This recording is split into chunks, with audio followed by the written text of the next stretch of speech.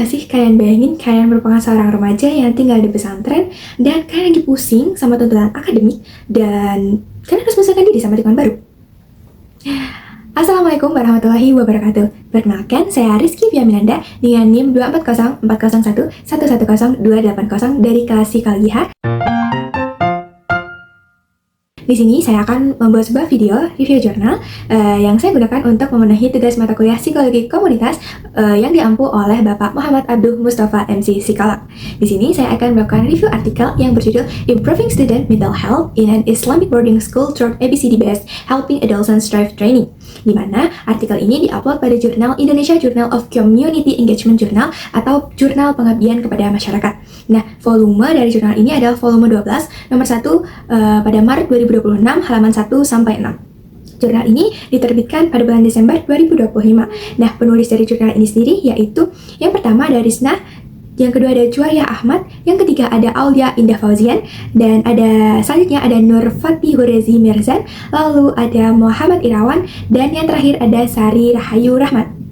Nah, setelah kita tahu dari biodata jurnal yang akan kita review, selanjutnya kita akan masuk yang pertama membahas tentang latar belakang jurnal. Pada bagian latar belakang, di sini penulis menekankan terhadap pentingnya kesehatan mental. Nah, di sini didefinisikan bahwa kesehatan mental merupakan kondisi ketika seseorang individu memiliki awareness, kepedulian, dan sadar akan potensi yang ada dalam dirinya dan dapat berkontribusi secara positif pada masyarakat. Nah, ternyata di sini didapatkan data bahwasanya remaja itu rentan sekali mengalami gangguan kesehatan mental dan sebagian besar kegangguan itu tidak didiagnosis dan tidak ditangani oleh profesional. Nah, akibatnya hal ini dapat mengakibatkan seperti gangguan depresi, gangguan kecemasan, dan ide bunuh diri. Nah, dari hal ini peneliti itu menjelaskan bahwasanya di sini ditarik dengan konteks pesantren. Pesantren itu merupakan lembaga yang sangat penting untuk membentuk kepribadian, nilai, dan moral pada seorang individu. Nah, di sini pesantren mengalami beberapa tantangan, teman-teman. Di antaranya adalah mungkin karena beberapa pesantren itu lebih berfokus pada peningkatan akademik dan peningkatan keagamaan, sehingga promosi terhadap kesehatan mental itu sedikit terabaikan. Nah, sehingga di sini penulis itu menyarankan pendekatan yang nilai efektif, yaitu solusi pendekatan ini bernama Asset Based Community Development atau disingkat dengan ABCD, di mana ABCD ini berfokus terhadap kekuatan dan aset yang telah dimiliki oleh suatu komunitas dan mengesampingkan kekurangan dari suatu komunitas itu sendiri. Nah, tujuannya yaitu untuk memahamkan pentingnya kesehatan mental serta mengetahui strategi coping pada seorang remaja. Nah, di sini penulis itu melakukan pendekatan melalui pelatihan Helping Adolescents Thrive atau HAT. Nah, jadi melalui pelatihan HAT ini dilakukanlah basis pendekatan ABCD yang dinilai dapat efektif dilakukan di lingkungan pesantren dan dapat berkelanjutan. Nah, jadi dari adanya latar belakang tadi, kita jadi tahu bahwasannya fokus permasalahan pada jurnal ini merupakan masalah gangguan kesehatan mental pada remaja yang sangat tinggi, dimana karena tidak adanya diagnosis dan tidak adanya penanganan secara khusus oleh profesional, sehingga menimbulkan tingginya gangguan kesehatan mental pada remaja. Nah, karena hal ini pentingnya adanya pendekatan ataupun intervensi yang sesuai dengan nilai-nilai pesantren serta sesuai dengan nilai komunitas sehingga dapat diaplikasikan secara berkelanjutan. Kita akan bahas tentang metodologi yang digunakan. Nah, di sini metodologi yang digunakan adalah pengabdian kepada masyarakat atau community service, di mana ini bertujuan memberikan pengabdian kepada pesantren, yaitu pesantren Darul Aman yang ada di Makassar. Nah, pengabdian ini dilakukan mulai pada bulan Agustus hingga November 2025. Nah, di sini peserta ataupun subjeknya itu merupakan santriwati ataupun siswi perempuan, tepatnya pada siswi sekolah menengah pertama kelas 7, 8, dan 9.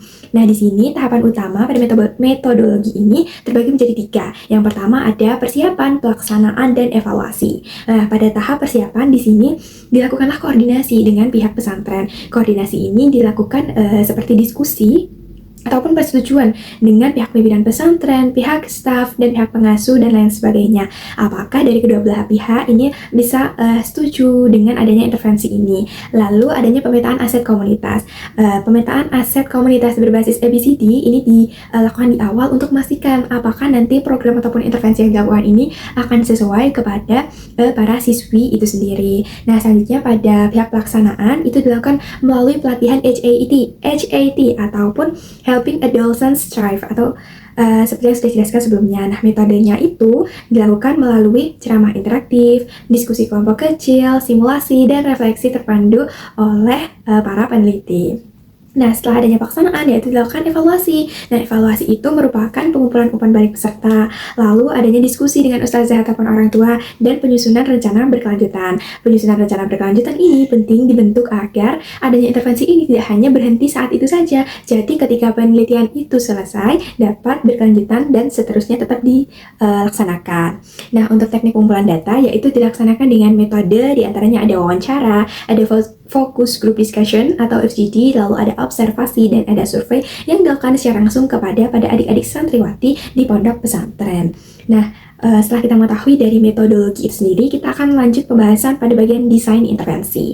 Nah, desain intervensi yang dilakukan di sini yaitu berupa pelatihan Helping Adolescents Thrive atau HAT.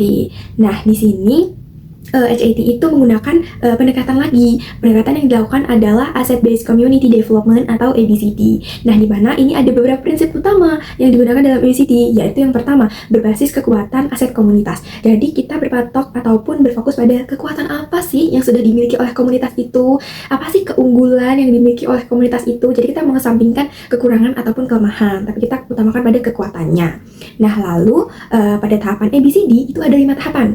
Nah, 5 tahapan itu antaranya yang pertama ada discovery. Nah, discovery itu mengidentifikasi potensi, kekuatan, dan sumber daya yang dimiliki oleh komunitas. Kita gali nih, kita cari tahu apa sih kemampuan yang mereka miliki, apa sih kekuatan yang bisa mereka tingkatkan gitu. Lalu yang kedua ada dream. Nah, dream itu menentukan harapan atau tujuan yang ingin dicapai di masa depan. Nah, dream ini juga penting, teman-teman. Dream ini juga untuk sebagai motivasi kita. Apa sih harapan dan tujuan kita di masa depan gitu. Nah, lalu saja ada yang ketiga, itu ada desain. Seperti namanya, desain itu menyusun rencana atau strategi untuk mencapai tujuan tersebut. Nah, tadi kan kita sudah mempunyai harapan nih. Harapan kita apa saja sih? Nah, itu selanjutnya realisasinya adalah membutuhkan desain. Apa yang harus kita lakukan untuk mencapai harapan itu, seperti itu. Nah, lalu yang keempat ada define. Define itu menetapkan langkah-langkah yang jelas pembagian peran dalam pelaksanaan. Nah, setelah kita menentukan apa yang akan kita lakukan, kita tentukan pembagian yang jelas, pemporsian gitu, dan batasan-batasan apa yang harus kita lakukan dalam pewujudan step-step ini gitu. Lalu selanjutnya ada destiny. Destiny itu adalah melaksanakan program dan menjaga keberlanjutannya. Nah, setelah adanya harapan, setelah adanya desain, adanya define, destiny ini penting agar apa yang sudah kita rancang, apa yang sudah kita bentuk, kita usahakan itu bisa berkelanjutan, itu bisa kita lakukan, kita laksanakan dalam jangka yang panjang.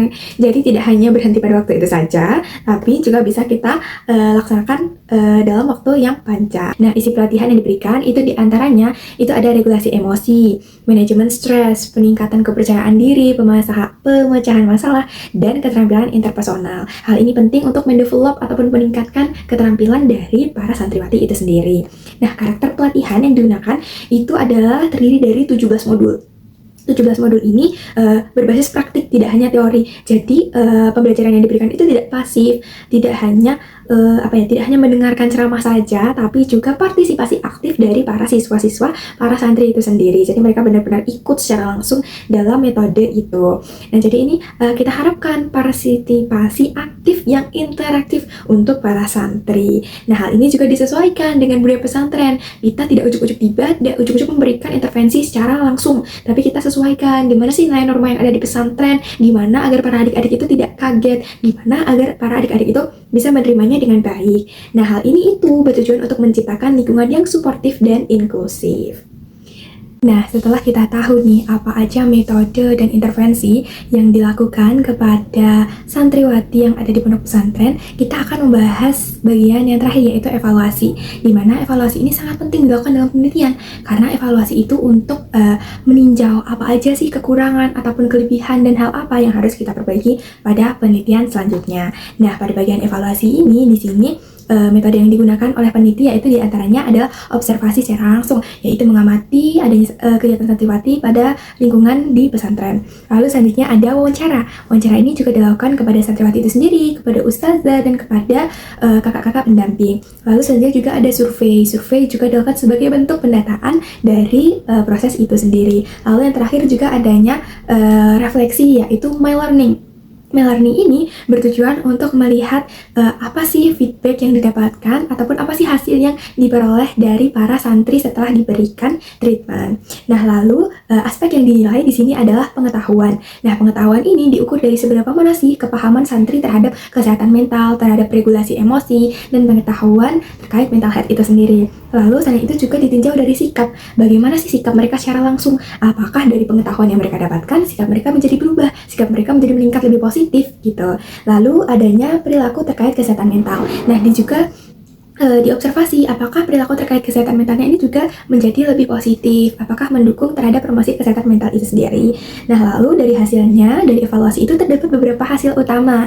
Nah, hasil utama itu peserta mengalami pemahaman tentang kesehatan mental. Jadi ternyata terbukti bahwasannya adanya peningkatan, dan peningkatan kemampuannya itu ditunjukkan melalui mengelola emosi dan stres, di mana para santriwati itu menjadi lebih aware terhadap emosinya, terhadap perasaannya, dapat mengelola emosi, dapat mengelola perasaan dengan baik. Lalu adanya memahami perasaan orang lain, di mana memahami perasaan orang lain itu menunjukkan peningkatan empati. Peningkatan empati ini menunjukkan bahwasanya para santri ini selain peduli pada diri sendiri, juga peduli terhadap orang di sekitarnya. Hal ini penting karena empati itu mendukung pengetahuan dia untuk menyongsong kesehatan mental bagi dirinya dan bagi orang lain. Nah, lalu ada kemampuan pemecahan masalah. Selain itu juga diukur bagaimana sih para santriwati ini dalam memecahkan suatu permasalahan yang ada dalam kehidupan sehari-hari. Nah, ternyata dari sini terdapat peningkatan-peningkatan tadi ternyata berpengaruh terhadap kesadaran diri, kepercayaan diri, dan hubungan sosial yang lebih positif. Nah, ternyata dari adanya ini muncul rasa menjadi lebih didukung, lebih diperhatikan, dan menjadi sifat yang positif, menjadi kebiasaan yang baik. Nah, temuan tambahan itu juga didapatkan bahwasannya setelah adanya pelatihan, mereka yang peserta yang sebelumnya mengalami stres dan tekanan interpersonal itu menjadi berkurang.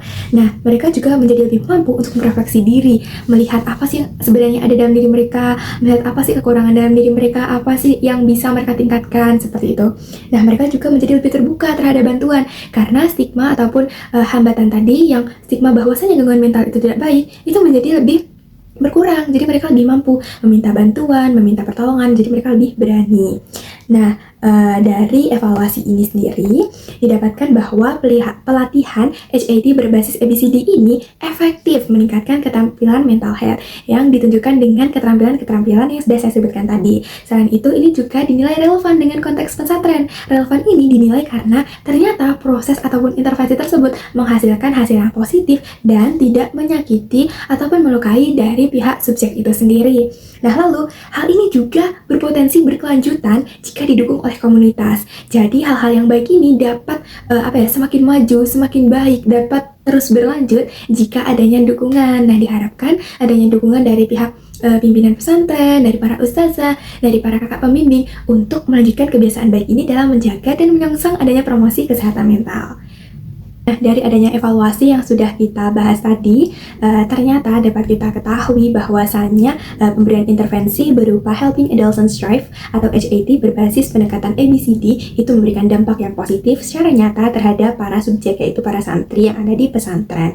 Nah, ternyata terdapat peningkatan nih, baik pemahaman sikap, keterampilan, dan bagaimana cara mereka mengaplikasikan ilmu-ilmu yang sudah mereka dapatkan. Nah, harapannya dari adanya intervensi ini, hal ini dapat berkelanjutan, dapat menjadi habit yang positif dan menjadi dampak yang baik dalam jangka panjang terhadap kesejahteraan psikologis di lingkungan pesantren. Nah, sekian review jurnal ataupun pembahasan yang dapat saya sampaikan. Saya mohon maaf apabila terdapat kekurangan ataupun kesalahan dalam penyampaian, baik secara perkataan maupun perbuatan. Saya sangat terbuka terhadap kritik dan saran yang akan diberikan oleh Bapak Abdul ataupun teman-teman yang sedang menonton video saya ini. Saya ucapkan terima kasih dan sampai jumpa di diskusi selanjutnya. Wassalamualaikum warahmatullahi wabarakatuh.